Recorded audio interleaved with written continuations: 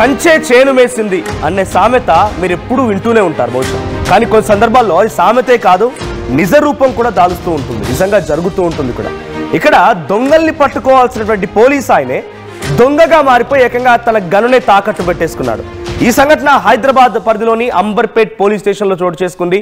అయితే బెట్టింగ్ ఆ అప్పులు ఊబిలో చిక్కుకున్నటువంటి ఆ సదరు ఎస్ఐ ఆ అప్పుల్ని తీర్చేందుకు అడ్డదారులు తొక్కడమే కాకుండా తన సర్వీస్ గన్ని కూడా తాకట్టు పెట్టినట్టు తెలుస్తోంది. అయితే ఎస్ఐ భానుప్రకాష్ తన సర్వీస్ గన్ని కూడా తాకట్టు పెట్టేశాడు. రికవరీ కేసులో స్వాధీనం చేసుకున్నటువంటి బంగారాన్ని కూడా తాకట్టు పెట్టుకున్నాడు ఆయన. హైదరాబాద్ అంబర్పేట్ పోలీస్ స్టేషన్లో ఎస్ఐగా పనిచేస్తున్నటువంటి ఈ ఎస్ఐ భానుప్రకాష్ రెడ్డి డిటెక్టివ్ ఇన్స్పెక్టర్గా కూడా ఉన్నారట. అయితే ఎస్ఐ భానుప్రకాష్ని ప్రస్తుతానికి పోలీసులు అదుపులోకి తీసుకున్నారు.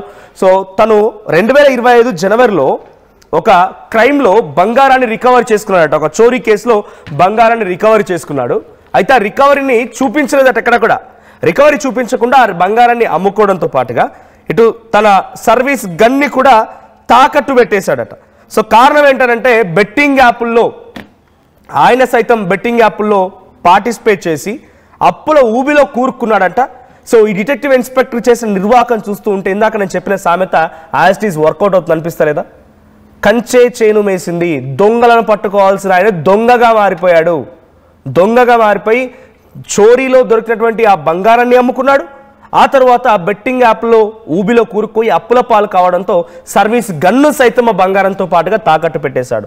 జనవరిలో ఈ సంఘటన జరిగితే చాలా ఆలస్యంగా, ఇప్పుడు నవంబర్ ఆల్మోస్ట్ మంత్ ఎండింగ్, నిజంగా తన తోటి పోలీస్ అధికారులు లేకపోతే పై స్థాయి అధికారులు కూడా చాలా అప్రమత్తంగా ఉండుంటారు. అయితే అప్పటి నుంచి గన్ మిస్ అయింది అని రకంగా చెప్తూ ఉంటే మళ్ళీ ఆఖరికి వస్తే 10 నెలల తర్వాత ఇప్పుడు పోలీసుల విచారణకు వచ్చింది. అయితే అంబర్పేట్ పోలీస్ స్టేషన్ దగ్గర నుంచి మా ప్రతినిధి పవన్ సిద్ధంగా ఉన్నారు మరిన్ని అప్డేట్స్తో. పవన్, ఏంటి దొంగలు పట్టుకోవాల్సిన ఆయనే దొంగగా మారిపోయాడు, సర్వీస్ గన్ని తాకట్టు పెట్టడం ఏంటి, ఒక చోరీ కేసులో వచ్చినటువంటి బంగారాన్ని కూడా అమ్మేసుకోవడం ఏంటి? జనవరిలో జరిగిన సంఘటన ఇప్పుడు బయటకు వచ్చింది. 10 నెలల తర్వాత ఇప్పుడు ఆయన విచారిస్తున్నారు పోలీసులు.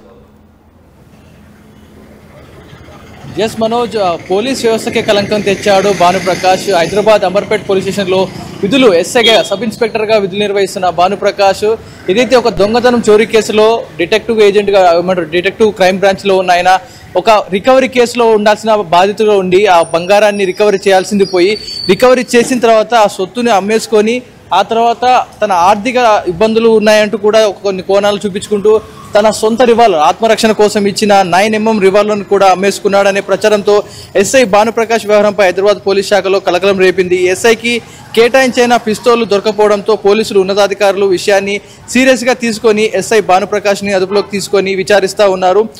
రివాల్వర్ను రాయలసీమలోని ఓ ముఠాకు అమ్మేశాడనే అనుమానాలు కూడా ఇప్పుడు పోలీస్ శాఖలో చక్కర్లు కొడతా ఉన్నాయి. పిస్టల్ మిస్సింగ్ మిస్టరీ ఛేదించేందుకు టాస్క్ ఫోర్స్ పోలీసులు అయితే ప్రస్తుతం రంగంలోకి దిగడం జరిగింది. ఈ భానుప్రకాష్ ఎవరైతే ఉన్నాడో 2020 బ్యాచ్ చెందిన భానుప్రకాష్ హైదరాబాద్ పోలీస్ కమిషనరేట్ పరిధిలో కొన్ని ఠాణాల్లో విధులు నిర్వహిస్తూ ఉన్నాడు. ప్రస్తుతం అంబర్పేట పిఎస్ క్రైమ్ ఎస్ఐగా పనిచేస్తూ ఉన్నాడు. ఇటీవల పిఎస్లో నమోదైన 4 తులాలు సుమారు 4 నుంచి 5 తులాల బంగారం చోరీ కేసులో దర్యాప్తు చేపట్టగా బంగారాన్ని రికవరీ కూడా అతను చేయడం జరిగింది. కానీ ఆ బంగారాన్ని బాధితులకు ఇవ్వకుండా వారి బంగారాన్ని వారికి అప్పగిస్తానని చెప్పి వారితో లోక్ అదాలత్ కేసును క్లోజ్ చేయించడం జరిగింది. ఆ తర్వాత కూడా బంగారం ఇవ్వకుండా భానుప్రకాష్ని దానిని అమ్మేసుకున్నాడు. ఈ విషయం కాస్త ఉన్నతాధికారులకు తెలియడంతో అతడి మీద కేసు కూడా నమోదు చేసి సస్పెండ్ చేయడం జరిగింది.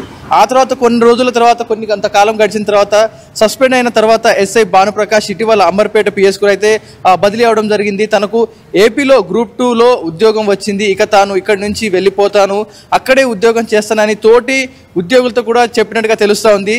స్టేషన్లో తన వస్తువులను తీసుకోవడానికి వచ్చానని నమ్మించగా ఆ తర్వాత స్టేషన్ ఇన్స్పెక్టర్ వద్దకు వెళ్ళి తన డ్రాలో పెట్టిన 9mm పిస్టల్ కనపడం లేదు, కొంచెం సీసీటీవీ కెమెరాలు చూడాలంటే కూడా ఆయన వినయంగా నటిస్తూ అడగడం జరిగింది. అనంతరం పోలీస్ స్టేషన్లో ఉన్నతాధికారులు సమక్షంలో డ్రాను తీసి వెతకగా కేవలం బుల్లెట్లు మాత్రమే దొరికాయని, కానీ పిస్టల్ కనిపించలేదు. దీంతో ఎస్ఐ భానుప్రకాష్ను టాస్క్ ఫోర్స్ పోలీసులు అదుపులోకి తీసుకొని విచారిస్తూ ఉన్న సమయంలో సీసీ కెమెరాలను పరిశీలించినప్పుడు భానుప్రకాష్ రికవరీ చేసిన 4 తులాల సుమారు 4 నుంచి 5 తులాల బంగారం ఆభరణాలు డ్రాలోనే పెట్టి ఆ తర్వాత వాటిని తీసుకెళ్లినట్లు కూడా పోలీసులు సీసీటీవీ ఫుటేజ్లో లభ్యమవడం జరిగింది. తెలంగాణ పోలీస్ శాఖలో ఎస్ఐగా జాయిన్ అయిన భానుప్రకాష్ ఏ రోజు కూడా సరిగ్గా డ్యూటీ చేయలేదని తెలిసింది. ఎప్పుడు లీవ్ పెడుతూ తాను గ్రూప్ 1, 2 పరీక్షలకు ప్రిపేర్ అవుతున్నానని, డ్యూటీకి తక్కువగా వచ్చేవాడినని విచారణలు కూడా తేలడం జరిగింది. ఈ సందర్భంలో అతను బెట్టింగ్ మాయలో పడి సుమారుగా దాదాపు 70 నుంచి 80 లక్షల వరకు కూడా పోగొట్టుకున్నాడని కూడా విచారణలో తేలుతా ఉంది. చేసిన అప్పును తీర్చేందుకు భానుప్రకాష్ క్రిమినల్ చర్యలకు పాల్పడ్డాడని, అడ్డంగా దొరికిపోయాడని సమాచారం అయితే అంతా ఉంది. తనకు కేటాయించిన రివాల్వర్ను రాయలసీమ ముఠాకు అమ్మాడా లేక ఇతర క్రిమినల్స్ ఈ బంగారానికి సంబంధించి ఎప్పుడు రికవరీ చేశాడు, సస్పెన్షన్ కి ఎప్పుడు గురయ్యారు, సస్పెన్షన్ అయ్యే సమయంలో ఆయన దగ్గర నుండి ఆ వెపన్స్ ని తీసుకోలేదా పోలీసులు? సస్పెండ్ చేసినప్పుడు అప్పుడు అడగలేకపోయారా రివాల్వర్ ని, లేకపోతే ఆయనకి ఇచ్చినటువంటి ఇతర ఫెసిలిటీస్ ని పోలీసులు తిరిగి తీసుకోలేదా? ఏదైతే ప్రజెంట్ హైదరాబాద్ లో వేరే పోలీస్ స్టేషన్ లో విధులు నిర్వహించేటప్పుడు అక్కడ వేరే కేసులో సస్పెండ్ అయిన తర్వాత అమర్పేట పోలీస్ స్టేషన్ కి అయితే అతను ఇక్కడ బదిలీ అవడం జరిగింది. కొన్ని రోజుల తర్వాత ఇక్కడికి విధులు నిర్వహించడానికి అయితే రావడం జరిగింది. ఇక్కడికి వచ్చినా కూడా అతని క్రిమినల్ బుద్ధి మాత్రం మారలేదు. ఆ గ్రూప్ 1, 2 పరీక్షలు ప్రిపేర్ అవుతుందని చెప్పి వరుసగా సెలవులు పెడుతూ ఇష్టారాజ్యంగా తిరుగుతూ ఈ ఖాళీ సమయంలో ఈ బెట్టింగ్ భూతానికి అలవాటు పడ్డాడు. సో ఒక బంగారం కేసులో ఆ బంగారం రికవరీ చేసినా కూడా ఇవ్వకుండా తన అవసరాలకైతే వాడుకున్నాడు.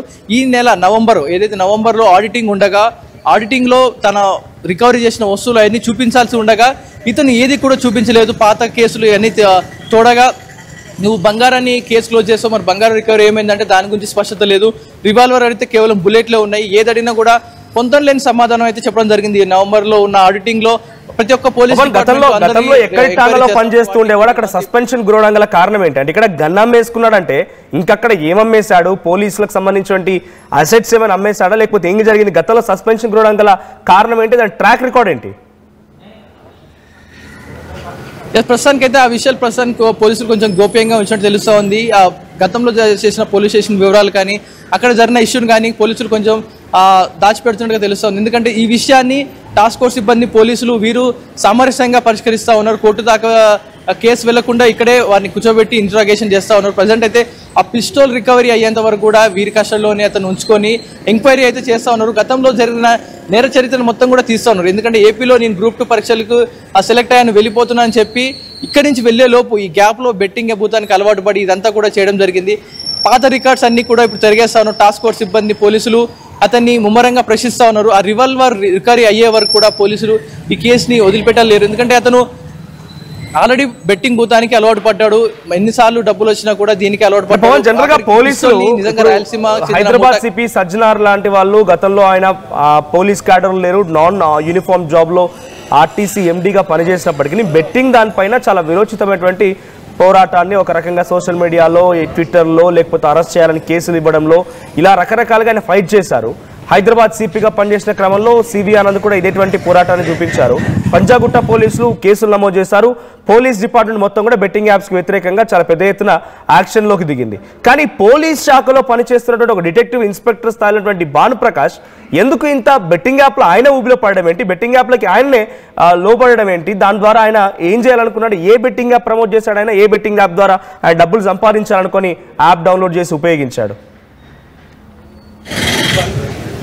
ప్రస్తుతానికైతే ప్రాథమిక విచారణ అయితే చేపడతా ఉన్నారు పోలీసులు, టాస్క్ ఫోర్స్ సిబ్బంది. అంటూ అతనిపై పూర్తి ఆధారాలు ఫస్ట్ నుంచి అతను డ్యూటీలో జాయిన్ అయినప్పటి నుంచి ఇప్పటి వరకు కూడా ట్రాక్ రికార్డ్ మొత్తం కూడా చెక్ చేస్తూ ఉన్నారు. ఎందుకంటే ఈ ఇయర్లో జరిగిన ఆడిటింగ్ టెస్ట్ మొత్తం అయితే ట్రాక్ రికార్డ్ బయట తీస్తేనే ఇన్ని కేసులు బయటపడ్డాయి.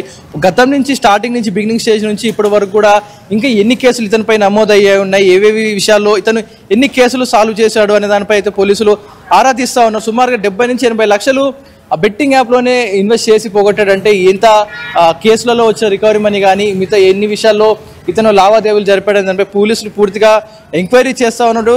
అదేవిధంగా రివాల్వర్ దొరికిన తర్వాతే అధికారులు మీడియా ముందుకు వచ్చే అవకాశం ఉందంటూ కూడా తెలుస్తోంది. భానుప్రకాష్ అమర్పేట పోలీసుల కేసు నమోదు చేసి అదుపులోకి తీసుకున్న ప్రస్తుతానికైతే అతన్ని సస్పెండ్ ఆర్డర్లో పెట్టి చూస్తూ ఉన్నారు. అతన్ని గన్ రికవరీ అయ్యేంత వరకు పోలీసులకైతే ప్రస్తుతానికి ఏ సమాచారం ఇంకా ఇవ్వలేదు. భానుప్రకాష్ ఎవరికి ఆ గన్ను ఎవరికి ఇచ్చాడనే దానిపై ఇంకా స్పష్టత రాలేదు. ఒకవేళ అది ముఠాకు చెందిందా లేకపోతే ఎవరైనా ఆ మాఫియాకి కానీ ఏదైనా హైదరాబాద్ మాఫియా కానీ బయట వారికి ఎవరైనా అమ్మారా అనే దానిపై ఇంకా స్పష్టత రాలేదు. ప్రస్తుతానికైతే పోలీసులు ఆ మెయిన్గా రివాల్వర్ని రికవర్ చేసుకునే ప్రయత్నంలో ఉన్నారు. Manoj, thank you Pavan. So దొంగ అన్న చందంగా దొంగల్ని పట్టుకోవాల్సినటువంటి పోలీసులే దొంగగా మారిపోయి ఏకంగా పిస్తోల్ అమ్మేసుకున్నారట.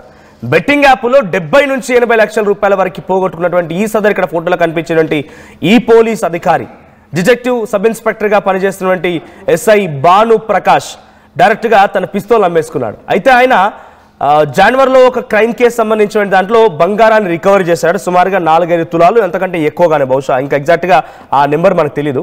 బట్ ఆ బంగారాన్ని రికవరీ చేసుకున్న తర్వాత బంగారాన్ని ఏకంగా అమ్మేయడంతో పాటుగా అక్కడ రికవర్ చేసి బాధితులకు ఇవ్వలేదు, దాన్ని పోలీస్ స్టేషన్ కూడా ప్రొడ్యూస్ చేయలేదు, డైరెక్ట్గా అమ్మేసుకున్నాడు. దాంతో పాటుగా తన గన్ని కూడా రాయలసీమకు సంబంధించిన కొంతమంది ముఠా వ్యక్తులకి ఆ గన్ని అమ్మేసుకున్నాడంట.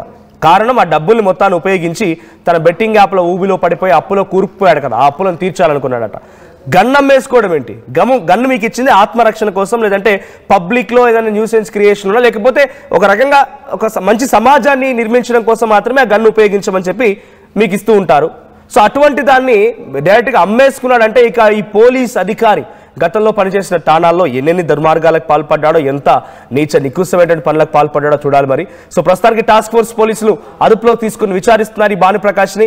సో భానుప్రకాష్ నిర్వాకం చూసిన తర్వాత మీకేమనిపించింది? ఒక పోలీస్ అధికారి బంగారాన్ని రికవరీ చేసి బంగారాన్ని అమ్ముకోవడం, తర్వాత గన్నును కూడా తాకట్టు పెట్టుకోవడం, బెట్టింగ్ యాప్ల్లో ఆయన సైతం పార్టిసిపేట్ చేసి 70 నుంచి 80 లక్షలు పోగొట్టుకోవడం, ఇవన్నీ చూసిన తర్వాత ఈ పోలీస్ అధికారిని చూస్తే మీకేమనిపిస్తుంది? కామెంట్ చేయండి. చరిత్ర సృష్టించినోడు ఇప్పుడు ఆ చరిత్రని తిరగరాయబోతున్నాడు.